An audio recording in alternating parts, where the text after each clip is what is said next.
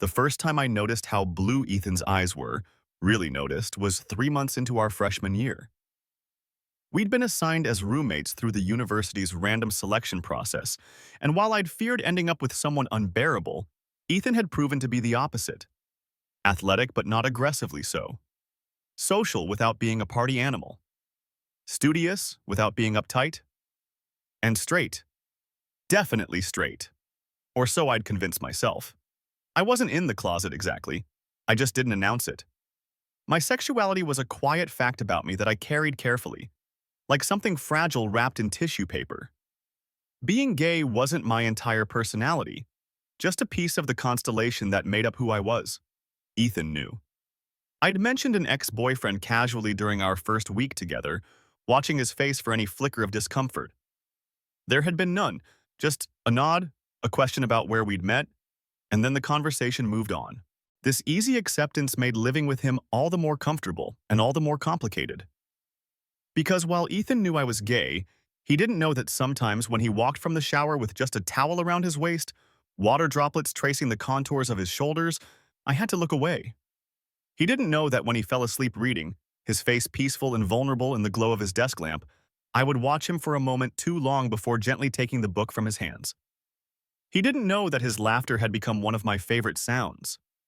These were harmless observations, I told myself. Aesthetic appreciation of someone objectively attractive, nothing more. Friends notice things about each other. It didn't have to mean anything. And it wouldn't have, perhaps, if not for that night in November when everything changed. The storm had arrived unexpectedly, a fierce autumn downpour that battered our dorm windows and sent flickering interruptions through the building's old electrical system. We'd been studying for midterms. Ethan at his desk, me cross-legged on my bed with textbooks spread around me like fallen leaves. "This is useless," Ethan sighed after the lights had dimmed for the third time. He closed his laptop and stretched, his white t-shirt riding up just enough to reveal a sliver of skin above his sweatpants. I pretended not to notice. "I can't focus with the storm anyway." "Same," I admitted, grateful for the excuse to stop staring at my psychology notes. The wind howled, sending another sheet of rain against our window. Our room was on the third floor of West Lane Hall, an ancient brick building with character but questionable insulation. A chill had settled in the space between the walls and our skin. "God, it's getting cold," Ethan remarked, rubbing his arms. They never turn the heat on early enough in these old buildings. "University trying to save money?" I replied, pulling my blanket closer around my shoulders. "Nothing new there." Ethan glanced at his own bed, stripped bare except for a fitted sheet. "Yeah, about that. I kinda sent all my bedding to the laundry service yesterday. They weren't supposed to take 3 days to return it." "Rookie mistake," I teased. "Never trust campus services to stick to their timelines." "Thanks for the wisdom, Noah." He rolled his eyes, but a smile played at the corners of his mouth. "Guess I'll just freeze tonight." I don't know what made me say it. Maybe it was the way the storm made our little room feel like the only safe place in the world. Maybe it was the soft, unguarded look on his face in the dim light of our desk lamps. Maybe it was just that I was tired of pretending I didn't care. "You can share my bed," I offered, then quickly added, "just for tonight. It's big enough for two if we don't mind being a little cramped." The words hung in the air between us. I held my breath, suddenly aware of how the offer might sound, but Ethan just looked relieved. "You sure? I don't want to make it weird or anything?" "It's not weird," I said, even as my heart stammered in my chest. "Friends help friends avoid hypothermia. It's like the second rule of friendship." "What's the first rule?" he asked, eyebrow raised. "Always claim the shower first in the morning," he laughed, that warm sound that I'd grown to crave, and nodded. "All right then. Thanks, man." The storm intensified as the night grew later. We both went through our usual routines, brushing teeth, changing into sleep clothes, with a new awareness of each other's movements. I wore what I always did to bed: basketball shorts and an old band t-shirt. Ethan wore sweatpants and a faded university shirt with the sleeves cut off, revealing the lean muscles of his arms. When the time came to actually get into bed, I scooted against the wall, making as much room as possible on the narrow twin XL. Ethan hesitated for just a moment before sliding under the covers next to me. "This okay?" he asked, his voice softer than usual. "Yeah," I replied, equally quiet. "Totally fine." It was not, in fact, totally fine. It was electric. It was terrifying. It was the most acutely aware of another person I had ever been in my life. We lay there stiffly at first, two straight lines with a careful few inches between us. The bed wasn't made for two, though, and those inches gradually disappeared as gravity pulled us toward the center. The first brush of his shoulder against mine sent a jolt through me like touching a live wire. I tried to focus on the sound of rain against the window, on the distant rumble of thunder, on anything but the warmth radiating from Ethan's body mere centimeters from mine. I could smell his shampoo, something clean and subtle, and underneath that, something distinctly him. It was intoxicating in its familiarity. "Can't believe this storm," he murmured after a while. "Weatherman said clear skies through the weekend." "Weathermen are professional liars," I replied, grateful for the mundane conversation. "It's probably in their job description." I felt rather than saw his smile in the darkness. "You've got trust issues with meteorologists." Noted.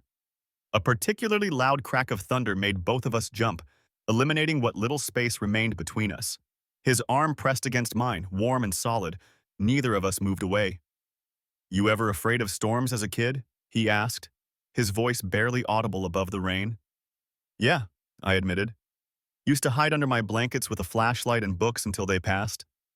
I used to count between the lightning and thunder. My dad taught me that each second meant the storm was a mile farther away. Did it help? Not really, but it gave me something to focus on besides being scared. Something about the darkness, about the storm raging outside while we lay there sheltered together, made it easier to say things that felt too vulnerable in daylight. We'd been roommates for months, had shared countless conversations about classes and music and family and dreams, but this felt different, more intimate somehow. The silence that fell between us wasn't awkward but expectant, like the pause between movements in a symphony. "Noah?"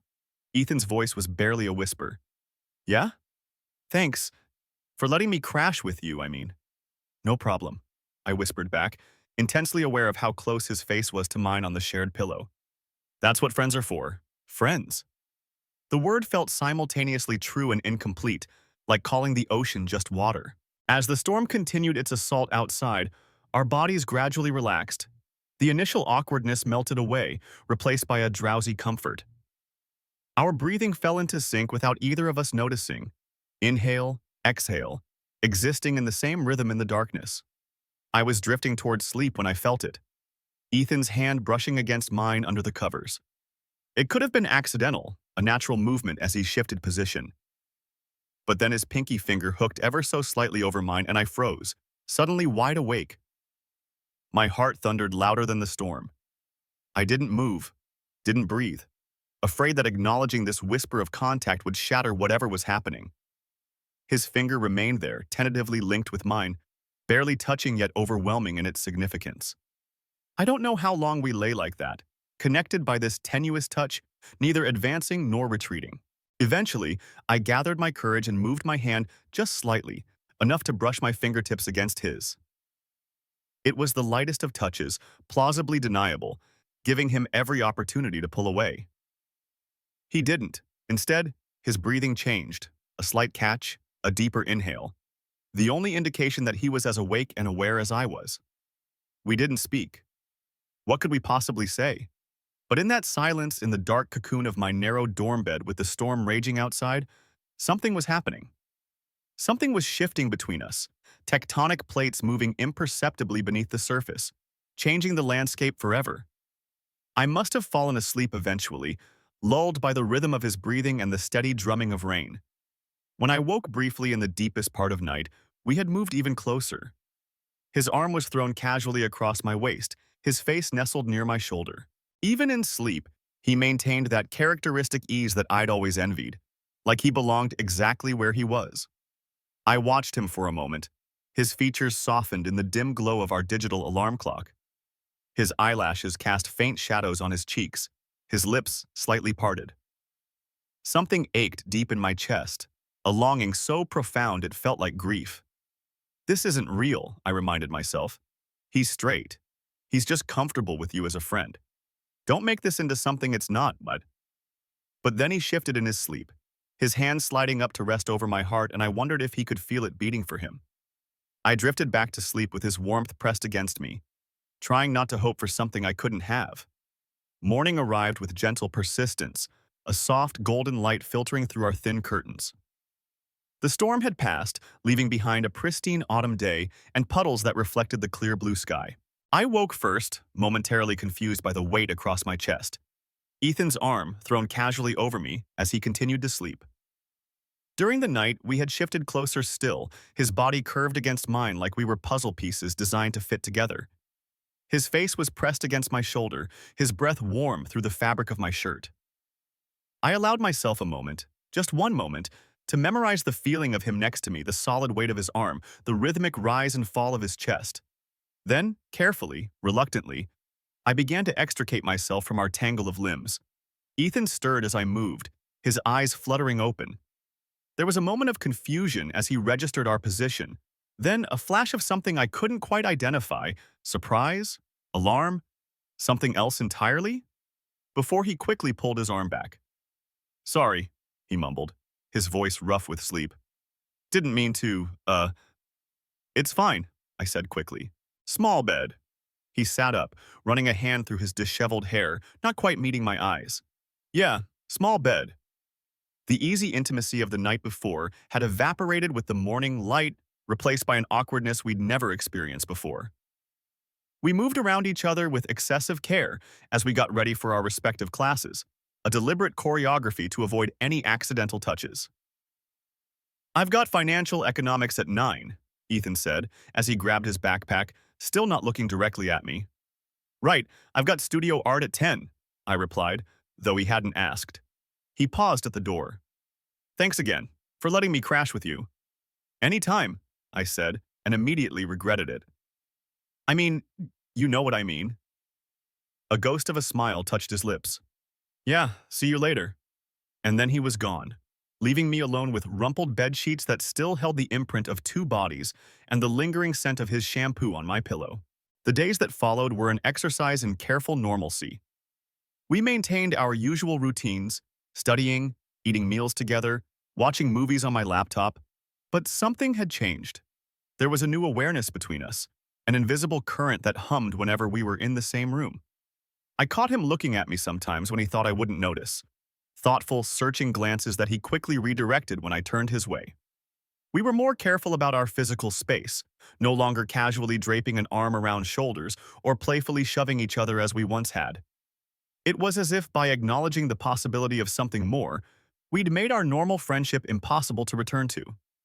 A week after the storm, I was sketching in my bed late at night, my desk lamp the only light in the room.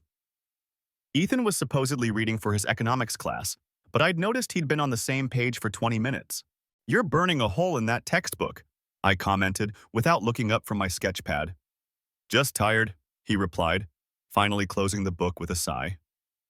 He stretched, his shirt rising to reveal that same strip of skin that always made my mouth go dry. "What are you working on?" I hesitated. The sketch was for my studio art class, a pair of hands, fingers almost but not quite touching. Inspired, obviously, by that night, though I would never admit it. "Just practice," I said, angling the pad so he couldn't see.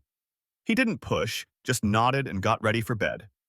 I continued sketching, losing track of time as I tried to capture the tension of proximity, of almost touch. It was past midnight when I finally put my sketch pad away and turned off my lamp. The room fell into darkness, with only the ambient light from the street lamps outside providing a faint glow through our curtains. I was nearly asleep when Ethan's voice came from across the room, quiet but clear in the darkness. I keep thinking about that night. My breath caught. I lay perfectly still, unsure if I'd imagined the words. "The storm," he clarified, as if I could have been thinking of anything else. "What about it?" I managed to ask, my voice betraying nothing of the sudden rapid beating of my heart. Silence stretched between us, long enough that I thought he might have fallen asleep or decided not to answer. "I don't know," he finally said. "Just that it felt, I don't know." I waited, giving him space to find the words. "It felt safe," he continued, his voice softer now. "Being next to you. I haven't felt that safe in a long time." Something cracked open inside me. Hope, desire, fear, all mingled together in a flood of emotion. "I'm glad," I whispered back, unsure what else to say. More silence. I could hear him breathing across the room, slightly faster than normal. "Noah? Yeah? Would it be weird if—" He stopped, and I heard him shift in his bed. "Never mind." "What?" I prompted, unable to let it go. "Nothing. It's stupid. Forget it." But I couldn't forget it, couldn't stop wondering what he'd been about to ask.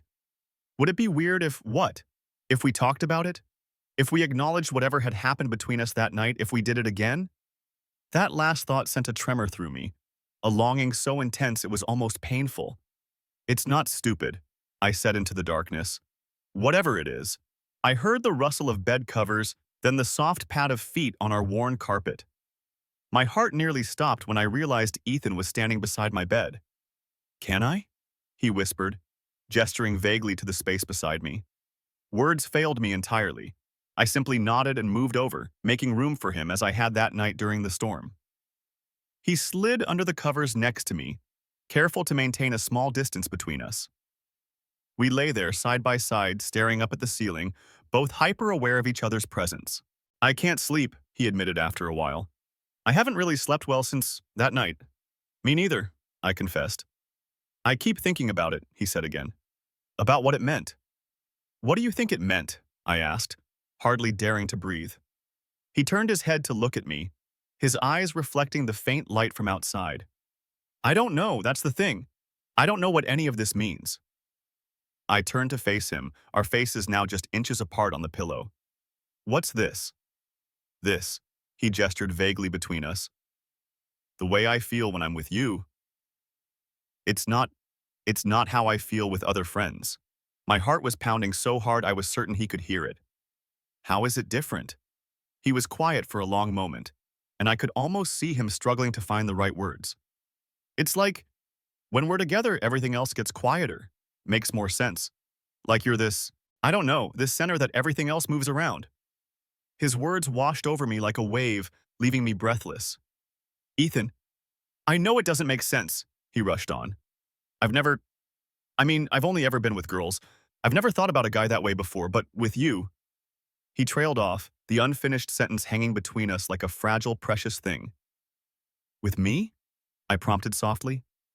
Instead of answering, he reached out slowly, giving me every chance to pull away, and placed his hand lightly over mine where it rested between us on the bed. It was such a simple touch, just his hand covering mine, but it sent electricity coursing through me.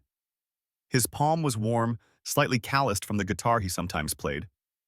I turned my hand over, letting our palms press together, our fingers interlacing with deliberate care. We lay like that, hands joined between us, neither speaking for what felt like hours but was probably only minutes.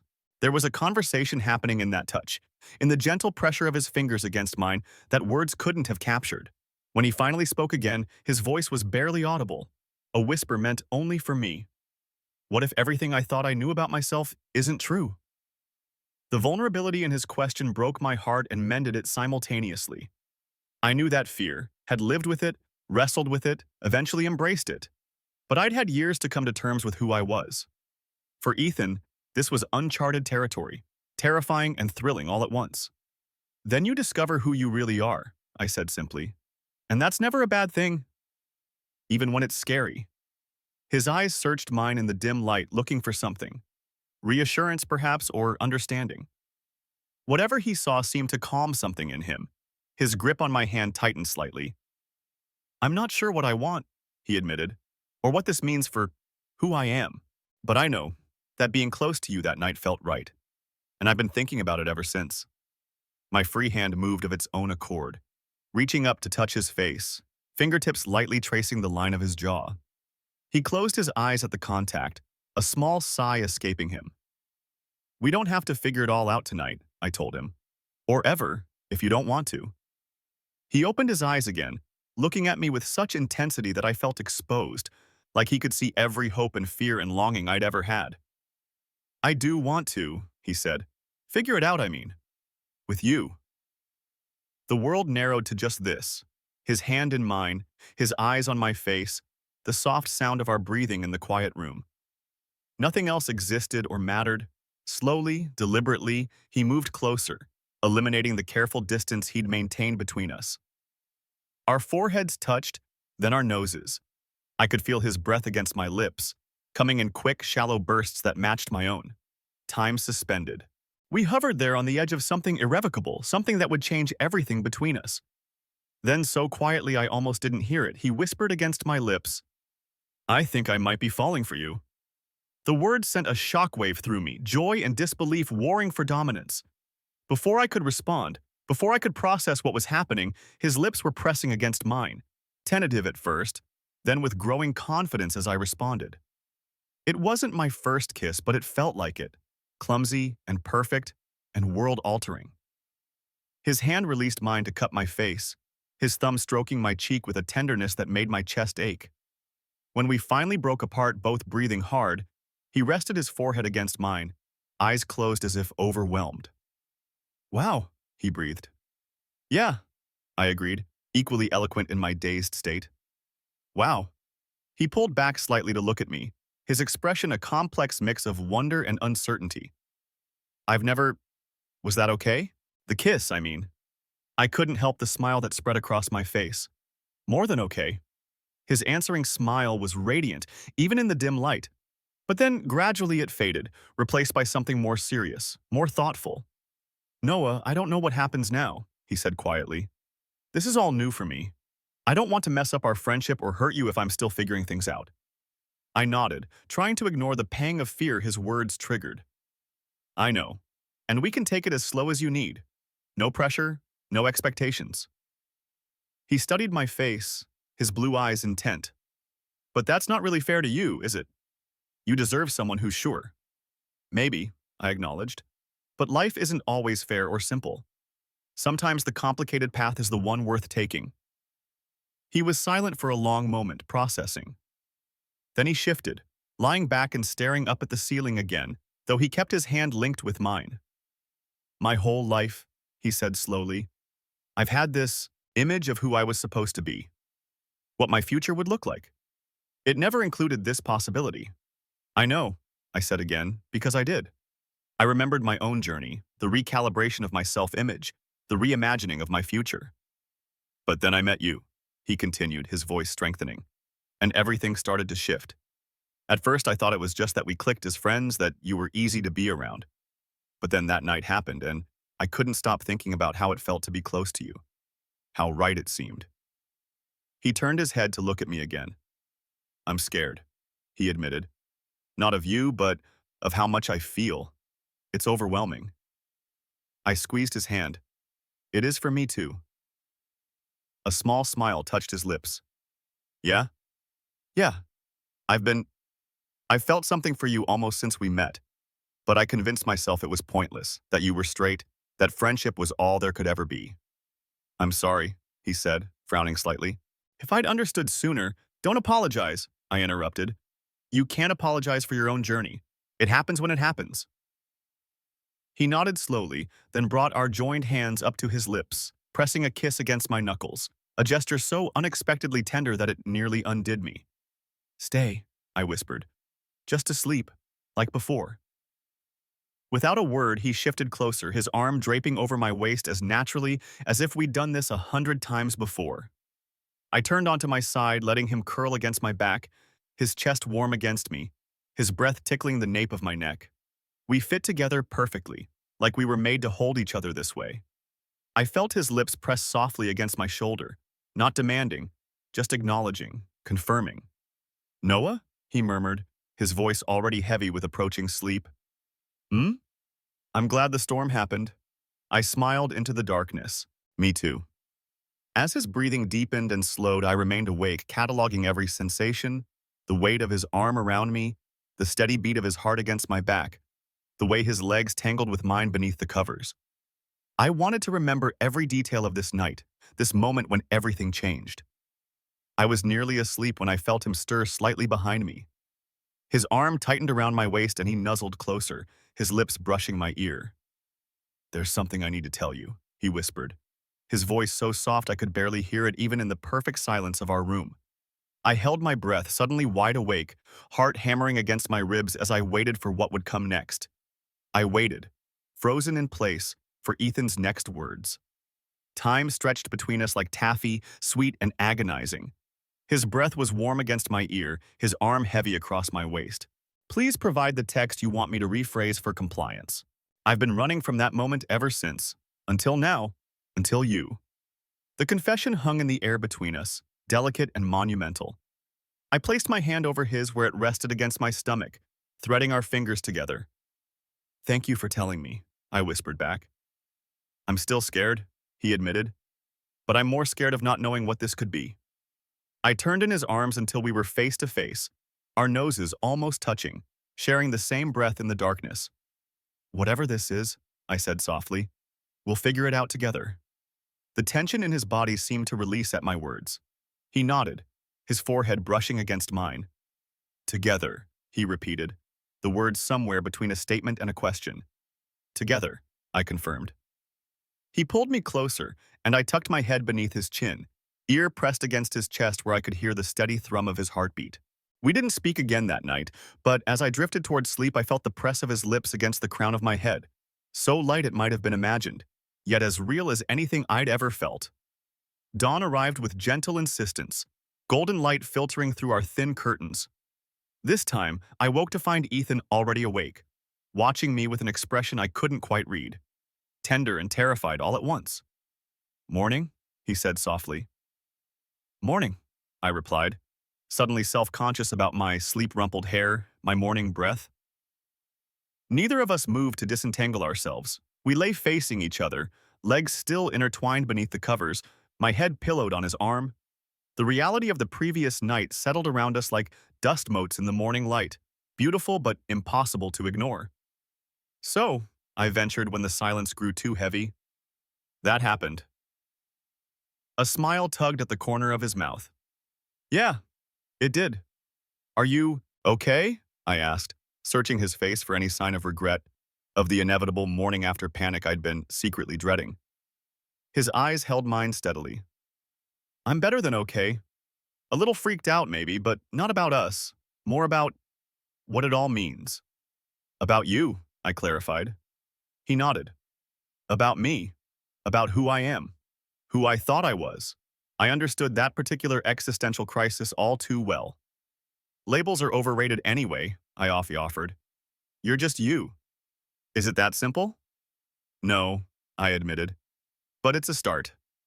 He reached up to brush a strand of hair from my forehead, his touch light as a whisper. I have class at 9. Me too, I sighed, reluctant to break the spell of our private world. We should probably… Yeah, neither of us moved. Ethan's fingers trailed from my hair to my cheek, tracing the line of my jaw with gentle curiosity. This is new territory for me, he said quietly. I might mess up. Me too, I said. The messing up part, not the new territory, but that's okay? His eyes searched mine. Is it? Yeah. We're figuring it out together, remember? The reminder seemed to ease something in him.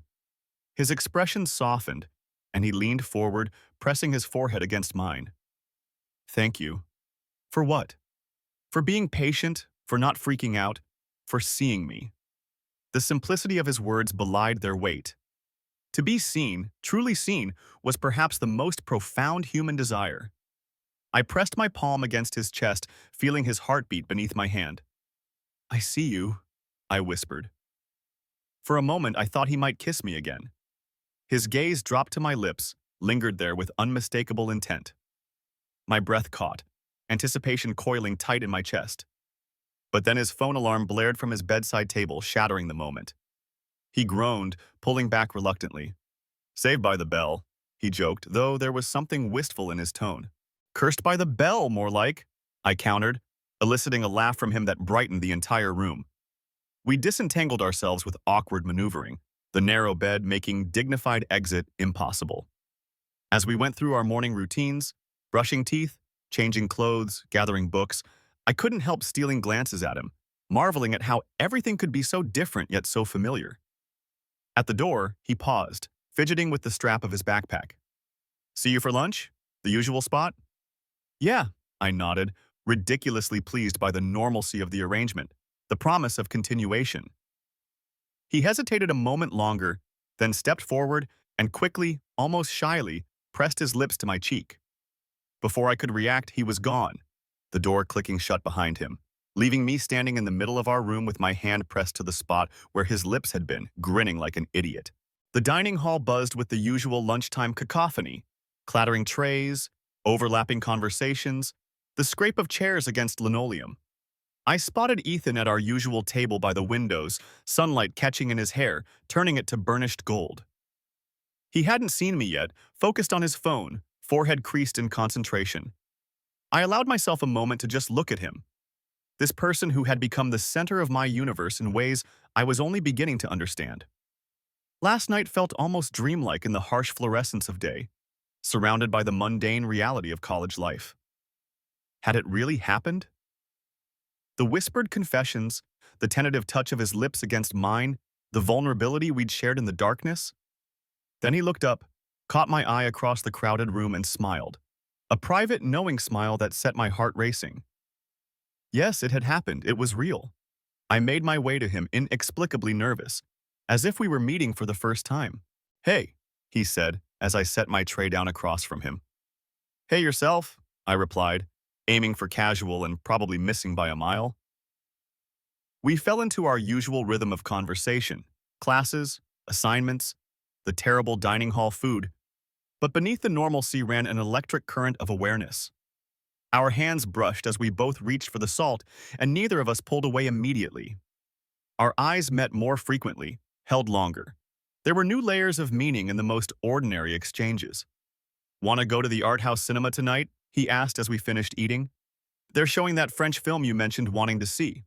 The casual invitation nearly took my breath away, not because it was unusual, we often went to movies together, but because of what it might represent now. Our first date? Was that what this was? "I'd like that," I said, trying to sound normal while my mind raced with questions. Were we dating now? Were we together? What exactly were we? As if reading my thoughts, Ethan lowered his voice. "I was thinking maybe we could talk, about everything, after the movie." Relief flooded through me. "Yes, that would be good." He nodded, looking both nervous and determined. "Meet at the room at 7? We can walk to the theater together." "It's a date," I said, then immediately backpedaled. "I mean, not necessarily a date unless you want it to be, which would be fine, but if not, that's also—" "Noah," he interrupted, amusement dancing in his eyes. "It's a date." The simple confirmation sent warmth flooding through me. I ducked my head to hide my smile, but not before I saw an answering one spread across his face. The afternoon dragged with excruciating slowness. I sat through my art history lecture without absorbing a single word, my mind too full of Ethan, his smile, his hands, the feeling of his arms around me in the darkness. Could he really want this? Want me? The question circled obsessively in my thoughts. He'd only ever dated girls before. What if this was just experimentation for him, a college phase? What if he woke up tomorrow and realized it had been a mistake? By the time I returned to our room to get ready, I'd worked myself into a state of nervous anticipation that bordered on panic. I changed shirts 3 times before settling on a simple blue button-down that my last boyfriend had once said brought out my eyes. Ethan arrived a few minutes after I did, slightly out of breath like he'd been rushing. He'd clearly made an effort too, wearing a fitted gray Henley I'd never seen before, and jeans that hugged his athletic frame in ways that made my mouth go dry. "Hey," he said, closing the door behind him. "You look nice." "So do you," I replied, suddenly shy. We stood there for a moment, uncertain, the air between us thick with unspoken thoughts. Then Ethan took a step forward, closing the distance between us. Slowly, deliberately, he reached for my hand, threading our fingers together. "Is this okay?" he asked, his voice low. I nodded, not trusting myself to speak. His thumb traced gentle circles on the back of my hand. "I've been thinking about you all day.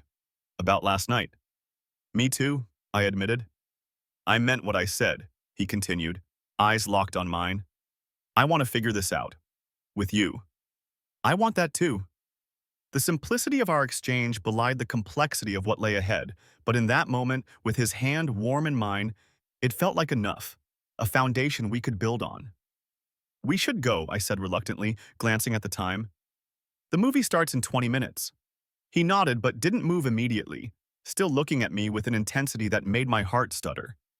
Then, as if making a decision, he leaned forward and pressed a quick, gentle kiss to my lips, over almost before it began, but enough to leave me breathless.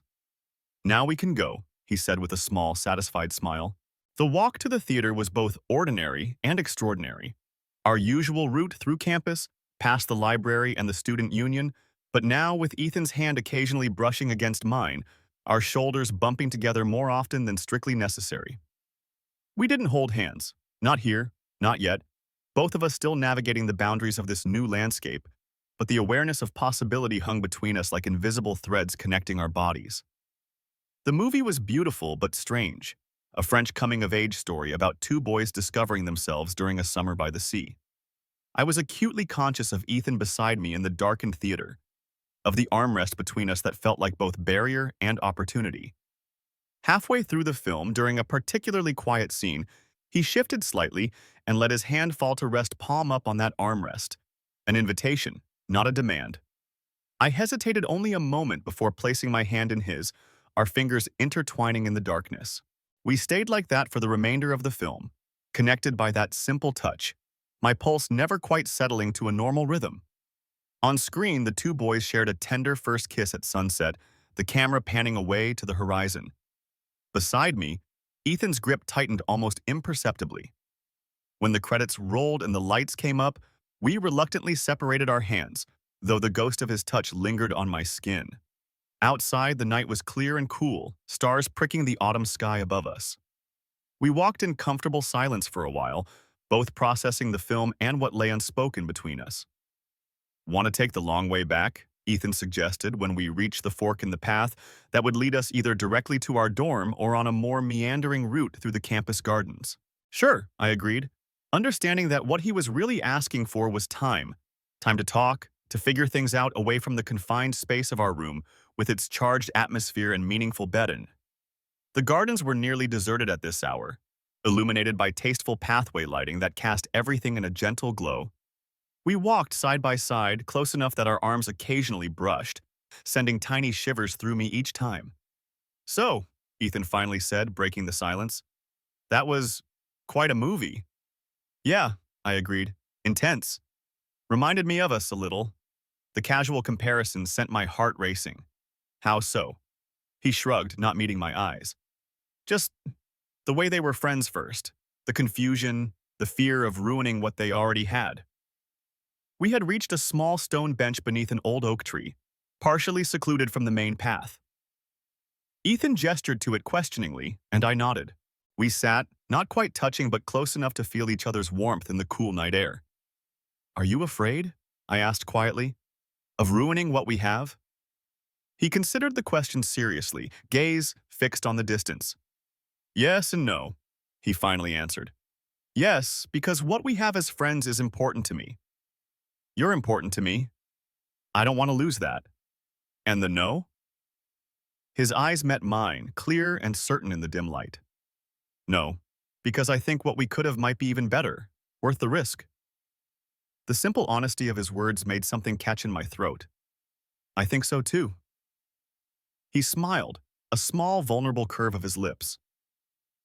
So where does that leave us? I'm not sure, I admitted. I've never done this before, fallen for my straight roommate, who maybe isn't so straight after all. He let out a soft laugh. And I've never fallen for anyone like you before. Guy or girl. The casual acknowledgement of falling for me sent warmth spreading through my chest. So we're both figuring it out as we go. Seems like it. He shifted slightly, turning more fully toward me on the bench. Can I ask you something? Something personal? Of course. When did you know that you were gay, I mean? It was a question I'd been asked before, by friends and family members trying to understand. But coming from Ethan, it carried different weight. I think I always knew, in some way, I said carefully. But I put a name to it when I was 14. There was this boy in my English class, Ben. I couldn't stop thinking about him. Not just as a friend. I wanted to be near him all the time. I dreamed about him. It scared me at first, but then it was like everything suddenly made sense. like my life finally came into focus. Ethan nodded slowly, absorbing my words. Was it hard? Coming out? Yes and no. I echoed his earlier answer. My parents were pretty cool about it eventually. There were some rough patches at school, but nothing terrible. I was lucky that way. I keep wondering if I've been wrong about myself this whole time, he said quietly. If I've been living some kind of lie. But then I think about the girls I've dated, and those feelings were real too. I wasn't faking it. You know it doesn't have to be one or the other, right? I offered. Bisexuality is a real thing. He nodded. I know. Intellectually, I know that. It's just reconciling that with how I've always seen myself. It's not easy. It takes time, I said, resisting the urge to reach for his hand to provide physical comfort. There's no rush. He looked at me then, really looked at me, his eyes tracing every feature of my face as if memorizing it.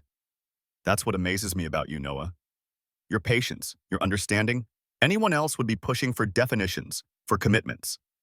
Anyone else wouldn't know what it's like, I said simply, to question everything you thought you knew about yourself. Something shifted in his expression, a softening, a recognition. Thank you, he said softly, for giving me space to figure it out. This time I did reach for him, placing my hand palm up on the bench between us. Without hesitation, he placed his hand in mine. Whatever you figure out, I said, I'm here, as your friend, as whatever else we might be. His fingers tightened around mine. What do you want us to be?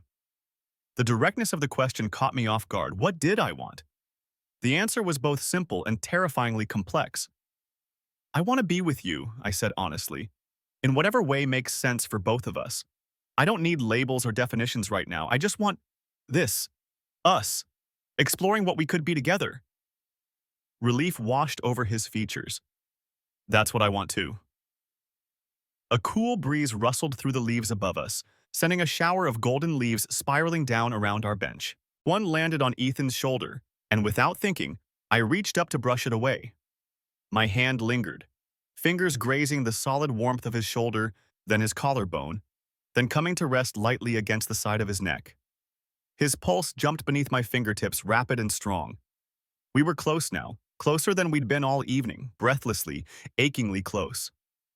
Noah, he whispered, my name a question and an answer all at once.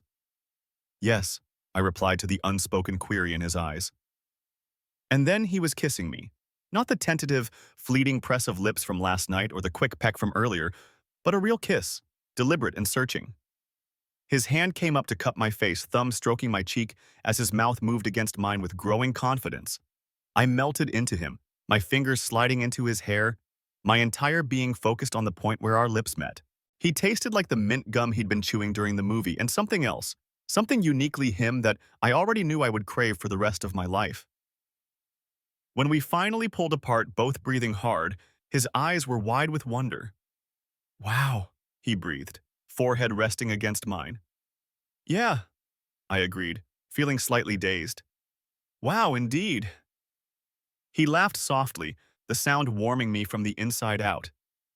I've never kissed a guy before, not properly. And? I couldn't help asking, suddenly insecure. His answer was to kiss me again, deeper this time, more certain. His hand slid around to cradle the back of my head, his body leaning into mine as if drawn by magnetic force. My hands found their way to his waist, feeling the solid warmth of him beneath the soft fabric of his shirt. When we separated this time, we were both trembling slightly. Does that answer your question? He asked, a little breathless. I nodded, not trusting my voice. We sat there for a while longer, trading soft kisses and softer words in our secluded corner of the garden, learning the contours of this new intimacy. His hand in my hair, my fingers tracing the line of his jaw. The catch in his breath when I kissed the sensitive spot just below his ear. The way he watched my face with wonder after each kiss, as if he couldn't quite believe what was happening between us. Reality eventually intruded in the form of the campus clock tower striking 11, reminding us of the world beyond our private bubble. We should head back, Ethan said reluctantly. Early class tomorrow. Right, I agreed, equally unwilling to break the spell of the evening. We walked back to our dorm hand in hand, the campus dark and quiet around us. Neither of us spoke much, but it was a comfortable silence, filled with private thoughts and shared understanding. In our room, the practical question of sleeping arrangements hung unspoken between us. We went through our nighttime routines as usual, brushing teeth, changing into sleep clothes, but there was a new awareness in every movement, every glance. When Ethan emerged from the bathroom wearing his usual sleep attire of sweatpants and a worn t-shirt, he hesitated, looking between his bed and mine. "So," he said, rubbing the back of his neck, "should we—" "Whatever you're comfortable with," I offered, trying to keep my voice neutral despite the hope fluttering in my chest.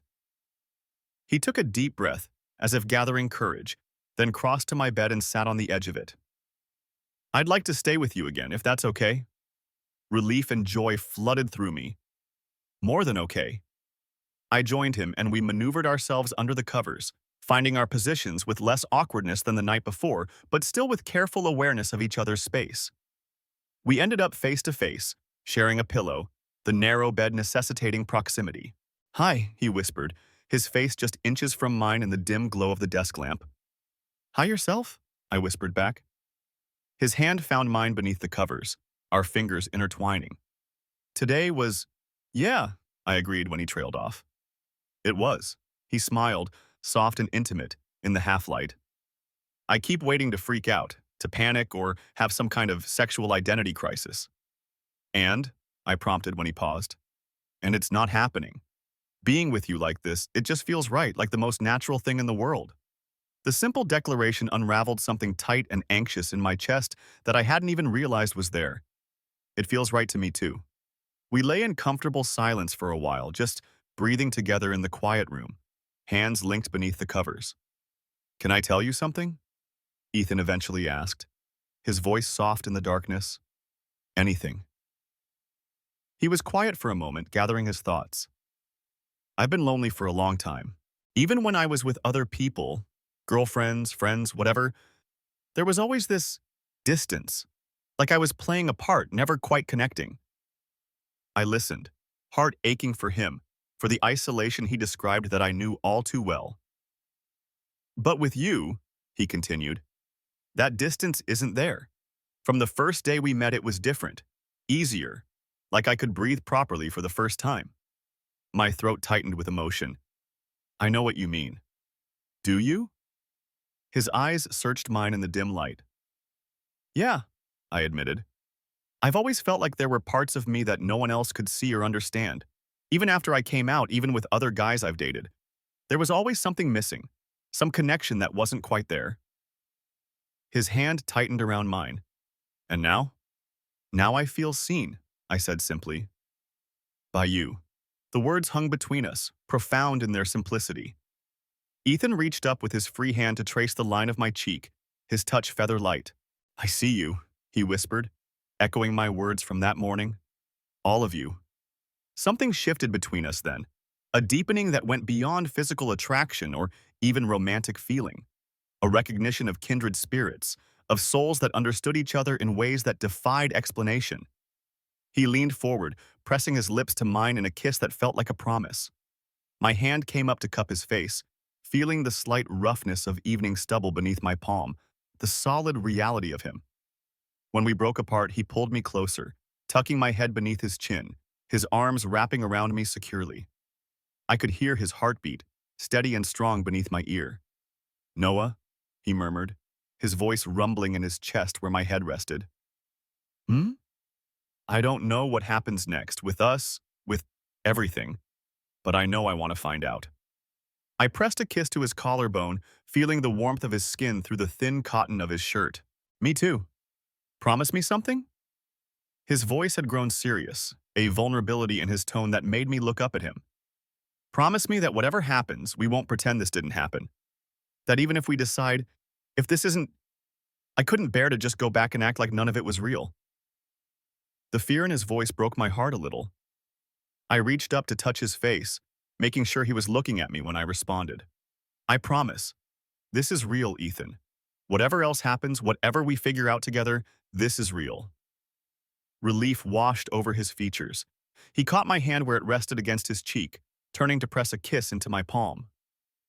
"Thank you." We settled back into our embrace, bodies intertwined in the narrow bed. His fingers traced lazy patterns on my back, and I felt myself relaxing into his touch, the day's emotional intensity giving way to peaceful contentment. I should turn off the lamp, I murmured, already half asleep. In a minute, he replied, his voice equally drowsy. I like being able to see you. The casual intimacy of the statement warmed me from the inside out. I burrowed closer, fitting myself against him as if we'd been designed as complementary pieces. Noah? His voice was barely a whisper now, heavy with approaching sleep. Yeah? I think I might be falling in love with you. The words sent a shockwave through me, jolting me back to full wakefulness. I pulled back slightly to look at his face, to see if he was serious. His eyes were closed, his breathing already evening out into sleep, as if he'd simply been stating an ordinary fact rather than changing my entire world with 7 words. Ethan? I whispered, but he was already drifting off, his arms still secure around me.